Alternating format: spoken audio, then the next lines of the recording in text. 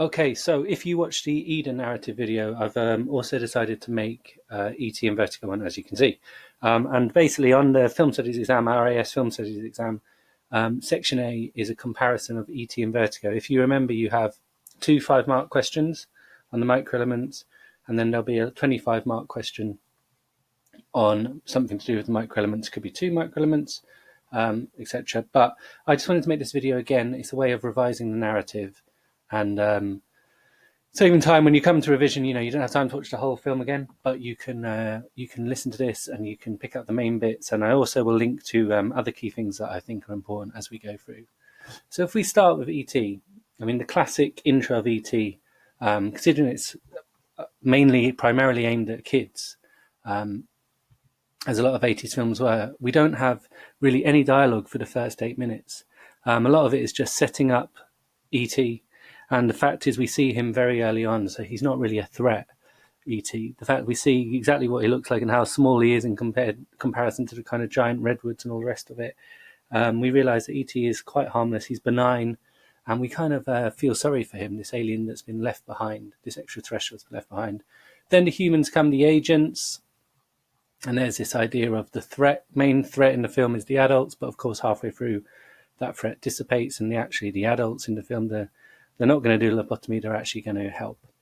And then we have the first real dialogue is this Dungeons and Dragons game in Elliot's house. And we're positioned to see that Elliot doesn't really have a voice. His brother, Michael, bullies him in a way, not in a serious way, but kind of excludes him from the games, and his friends are a little bit older and they don't really take him seriously. And he's got a very squeaky voice, hasn't he? So from the beginning, Elliot is established as kind of an outsider. And again, a bit like E.T., we see the threat of him. He's completely harmless, and we feel sorry for him. We're on his side from the very beginning. So we see Elliot go out, and obviously something that people always forget is Elliot, the name, E and T, the first and last initials.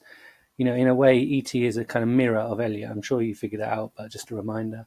They go to the garden. We have the sort of Children of the Corn, Close Encounters of the Third Kind, another Spielberg film. Feel, and it kind of uses a bit of horror elements in that bit, and you have lots of jokes. We see Mary, the mum, how kind of the kids kind of take advantage of her. They order pizza, they take a huge knife out into the garden, and no one really listens to her. There's a bit also, isn't there, in the Dungeons and Dragons bit just before, where they kind of ogle her as she bends over. So it's all established that the mum isn't really coping very well with this dad's absence, this fatherlessness. Then we have this scene which kind of builds into that, round the kitchen table, and the fact that it's a triangle, I think, is quite interesting. The kitchen table there kind of looks like some kind of spaceship shape, and you see how all the family are separated into bits. So we have Michael and Mary together on one side, we have Gertie opposite, and then Elliot positioned completely on his own. And this table is a really good symbol of how divided the family are. And we hear about the dad in Mexico, and the mum in the end has to go and start washing up and begins crying because she's struggling to cope. Then Elliot decides to spend the night outside. It's like, so he gets some kind of calling, and we see E.T. come back to him, and we see then it goes to the scientists who find the Hershey's pieces, which is what E.T. came back to give Michael. He didn't eat all the Hershey pieces. They're not M&Ms. It's worth remembering the Hershey pieces, and also remembering how much this film was an influence in terms of merchandise. 1982, this is one of the big films that really created this idea of product placement in film. So yeah, the threat's built on there, and we have keys. It's established that we see keys on his hip.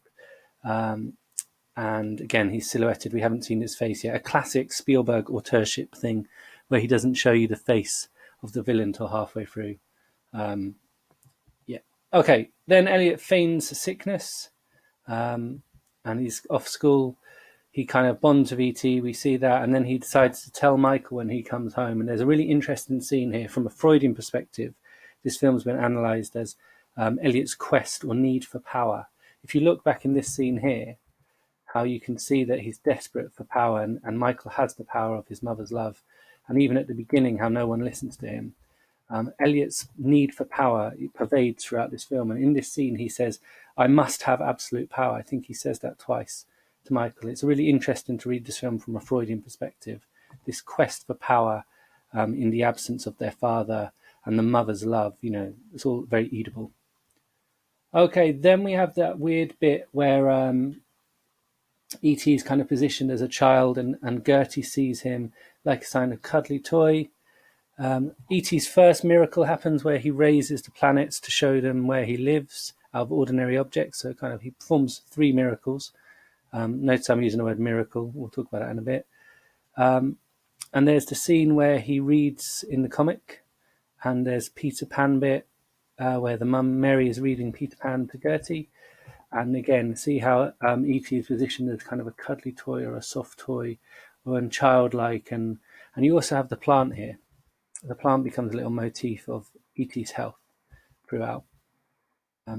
Because E.T., of course, his role here is the reason he had come to our planet is for botany. He's a botanist. Again, he's harmless in that regard.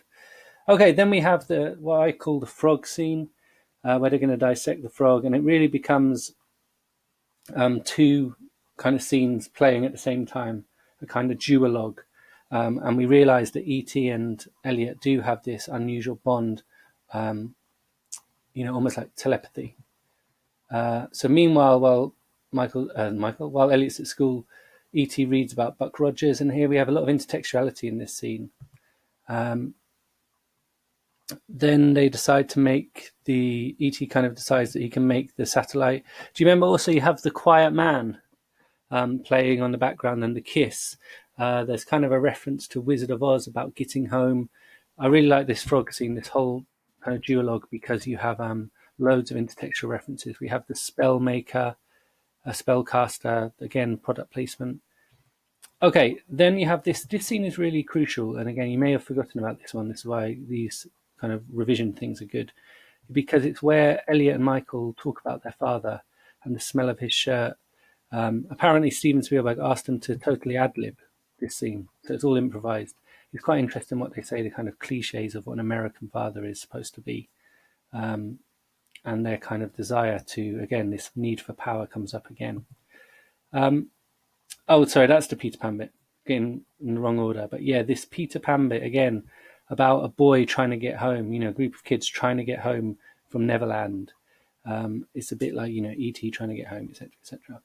Okay, then we cut to the threat again, and we can see that they're getting closer. They're bugging the street, and they drive by, and they actually reverse when they hear something that Michael and Elliot are talking about with their father and building this satellite. Then we have the Halloween scene again. It's really interesting, isn't it? The film is set on Halloween and fancy dress. There's a little bit of a continuity error here. If you watch the eye holes of E.T.'s costume, there's no way they could be the size they are when it cuts to his POV, if you check that out. But also we have the lighting, and we have kind of a prelude to the kind of like the strategies that these kids can come up with. And the iconic moment where Elliot and E.T. fly past the moon, which sets up a kind of foreshadowing of the end. Meanwhile, the scientists are getting closer, and we kind of see that they've nailed Elliot's house. So while he's away, there we see this bit where E.T. actually becomes really, really ill, don't we? And they spend the night out. They fall asleep weirdly, and E.T. looks like he's dying. Elliot is starting to get sick too. The satellite looks like it's broken. It didn't seem to work, but of course later we find out it has.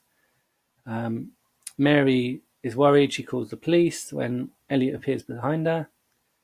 Michael goes to rescue E.T., who I kind of make a joke that he looks like pepperoni or salami, but that's a bit mean.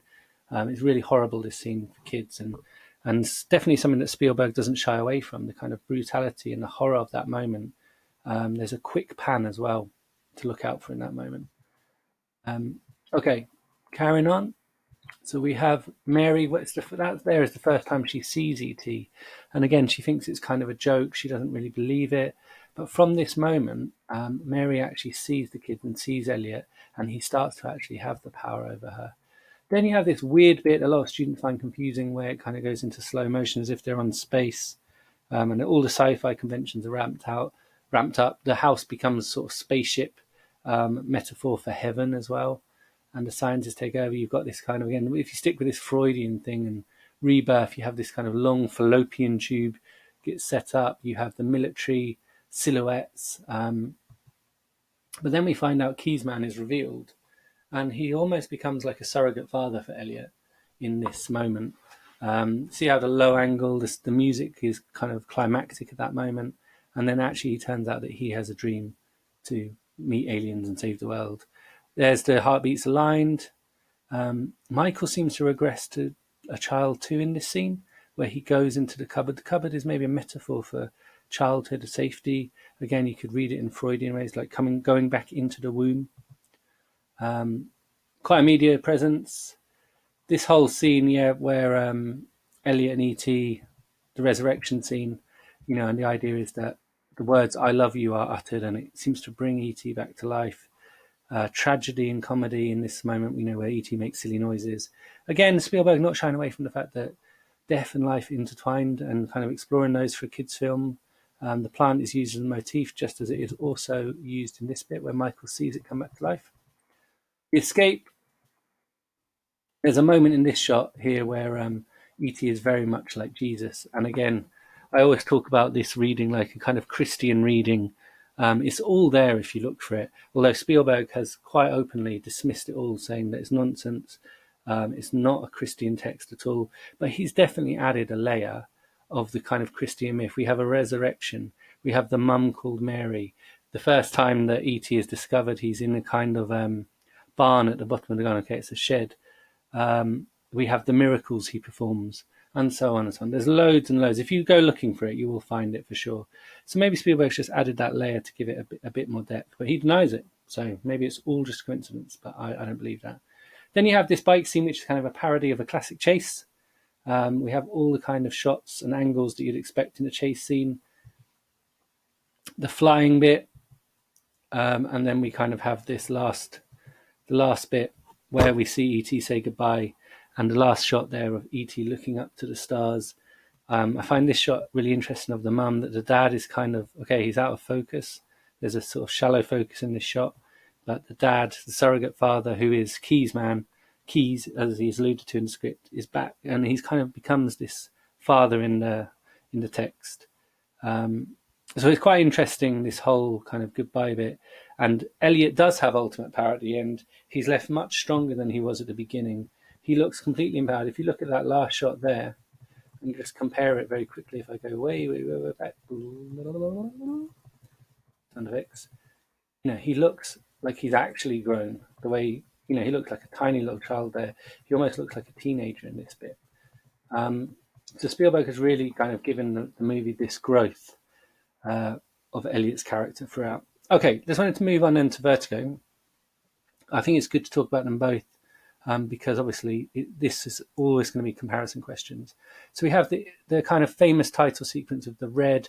We have the close-ups of the eyes, the lips, all symbols of kind of femininity and the male gaze, even though Laura Mulvey's male gaze theory came out long after Vertigo. For me, Vertigo is kind of Hitchcock exploring the male gaze. And the way that Scotty brings Madeline back to life and forms her into this character is very much like what a director does with the actors. There's a couple of ways you could read this film there. Then we have this kind of median res where we're thrown into the middle. This criminal who we never find out why they're running escapes. It's very dreamlike. We see San Francisco. We see him hanging down. This is the trigger point for the whole film. And metaphorically, some critics have said that in a way Scotty is positioned to be hanging down on a cliff edge the whole film. If you look at the last shot, it's almost identical. And this is one way you can compare Vertigo and E.T., that the first and last shots of the characters are, charting their growth in real clear narrative arcs. Then we have this really long scene, very, very interestingly edited. Go back and watch this scene of Midge and Scotty, how it's kind of edited in separate bits and then they come together into two shots. We have lots of strange, again, Freudian analysis you could compare. The fact that they talk about this brassiere, as Midge says, a bra, and also the fact that he says, oh, mother's here. And, there's lots of references to her mother established in this bit, that she kind of takes on this role of mother, which is why Scotty doesn't find her attractive on some Freudian level. Then we have the Elster scene, again, a master class of blocking. go onto YouTube and watch, just type in Vertigo blocking Elster scene. There's an 8-minute video there, which is incredible. And really, really good to analyse. It gives you lots of ideas about mise-en-scène. Then, I mean, nearly every scene in Vertigo is a big scene. We have the infamous bar scene with the shot of the viewpoint, which isn't quite Scotty's viewpoint and isn't quite our own viewpoint. It's somewhere in between. And the way they're established. Again, type in Scotty seeing Madeline for the first time, Vertigo, loads of videos about this moment. It's, you know, you could write a whole essay just about those that whole scene.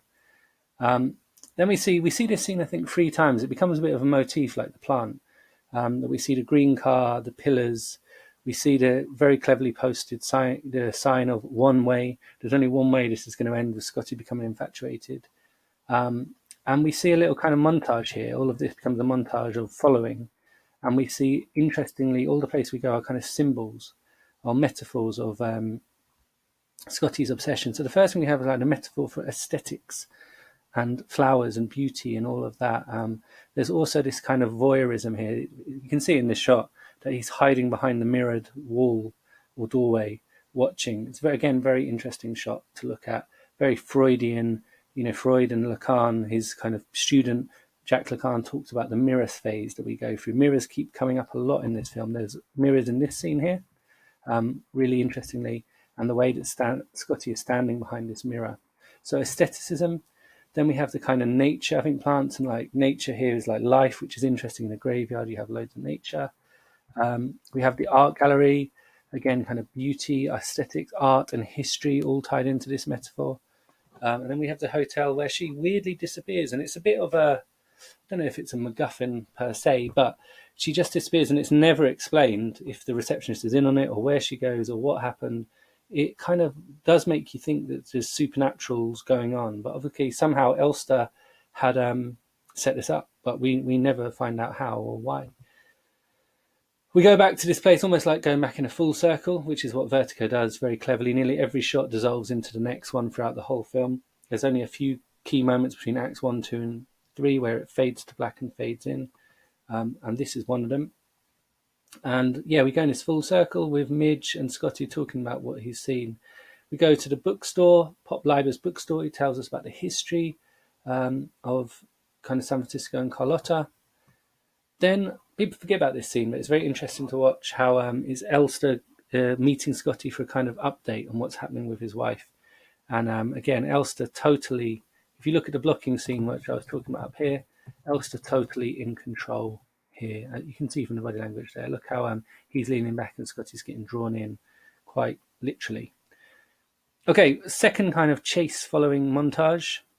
This time we go to the San Francisco Bridge and the immortal shot. Type in Zizek, Zizek, Zizek montage or Vertigo, and there's a funny bit where he actually goes to this scene to talk about it. And she commits suicide. Scotty brings her back to bed. There's kind of this weird, underhanded voyeurism thing that Scotty had undressed her. We don't see it, but Scotty's undressed her, got her into bed to kind of keep her warm, save her life, and then again, the supernatural element. She just sort of disappears when he's on the phone. But they bond, don't they? And the greens and reds, just like we've seen throughout the film, the greens and reds in this bit, the green car, the color green comes up over and over again in this film. Oh yeah, there it is with Judy. Midge drives past, doesn't she? And she sees that Madeline's leaving, and she thinks, she's kind of jealous in her own way, and she almost disappears from the film. There's just a couple of moments later where she comes back. Oh, we're back here again. Exact same shot, following Madeline, and she actually takes Scotty in a circle. You can see he looks quite exasperated there with his hands up, because she takes him in a circle back to his own apartment because she's dropping him off a letter. They go on a little road trip where she has a swooning incident. Do you see again the giant redwoods? This is something you can compare with E.T. Look at the kind of the comparison of size, that the humanity is so small in the face of nature. It's also a bit like, this is kind of a classic theme in American literature. If you look at Moby Dick, a man who's trying to conquer a giant whale, this is something that throughout kind of American literature and film, our smallness when compared to the vastness of nature and the world is a kind of reoccurring theme that you can explore. Then we have this kind of end of Act 2 bit where there's this ultra hyper romantic cliched bit by the sea. Listen to the music here. It's all very over the top. But we can see, even if you've seen the film before, when you're rewatching it, is Madeline getting drawn into it? Later, she talks about loving Scotty, and you can see in this scene that she kind of seems to be not acting anymore and actually getting into it. It's quite shocking as well. Don't forget, for 1958, cheating, adultery on film would have been quite a stirring moment. Okay, Midge comes back and she does this joke. It doesn't go down very well. Scotty leaves. And the sign of someone kind of losing their mind a bit or obsessing is the fact that he doesn't have his sense of humor anymore. So it's a little indicator there that Scotty isn't himself anymore. He's changing into this kind of maniac. We see that in this scene here where he's just totally obsessed with her, drawn in, and we go up to the San Juan Bautista, St. John the Baptist's mission.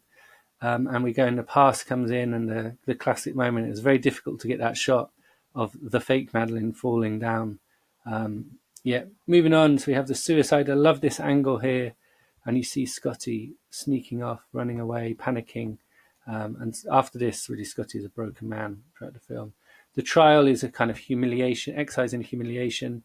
We meet Elster one more time, who doesn't, kind of talk Scotty around. It wasn't your fault, blah, blah, blah.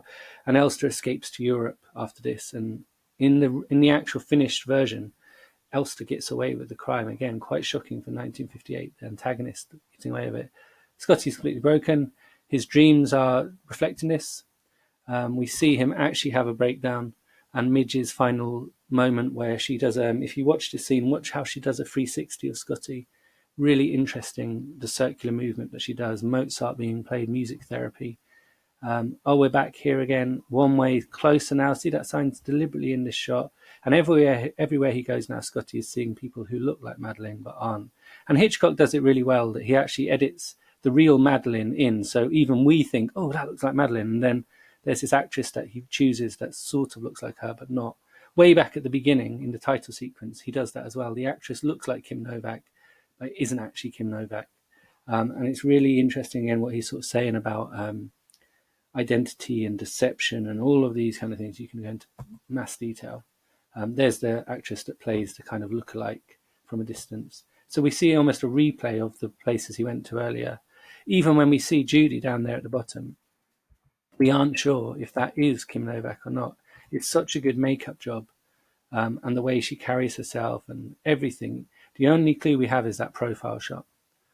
He talks to her, kind of has this weird obsessive. I mean, this is where you can tell Scotty's lost it. He goes and knocks on a random person's door and kind of asks them on a date. It's a total out of character for Scotty.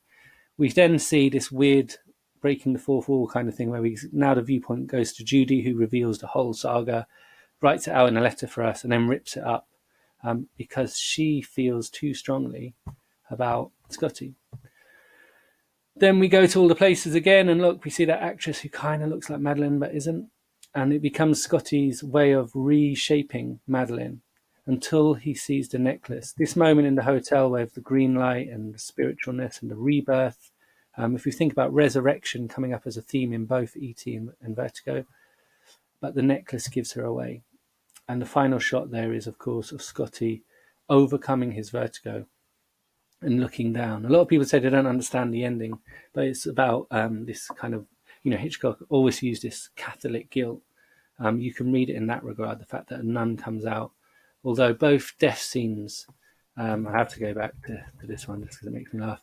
Both death scenes are not really, but for a modern audience, they don't really work. They're more laughable than anything else. You kind of have an oppositional reading of both death scenes. But you see Scotty empowered, and it's interesting because he's not really a likable protagonist. If it is it's been described as genreless, this film, it kind of has elements of film noir romance. If it is a film noir, well, he's certainly not a hard-boiled detective. He's emasculated from the very beginning, isn't he, where he wears a corset. Lots you can talk about there. And of course, last thing is Hitchcock did film a final ending, but the production studio or the distribution company didn't want it released, which was a radio report in Midge's flat with a broken Scotty, where they're listening to the radio and it talks about Elster being in Europe and on the run, but nearly apprehended. So the idea that kind of Elster would get caught and Scotty goes back to Midge. This scene here as well, just last thing I should have said is the way Midge fades out. Earlier on, Carlotta as Madeline, in the voice of Madeline, talks about walking down an empty corridor into darkness, and that's exactly what Midge does. So interesting. Go and watch the alternative ending if you've never seen it. It's on YouTube. Just type in Vertigo alternative ending, and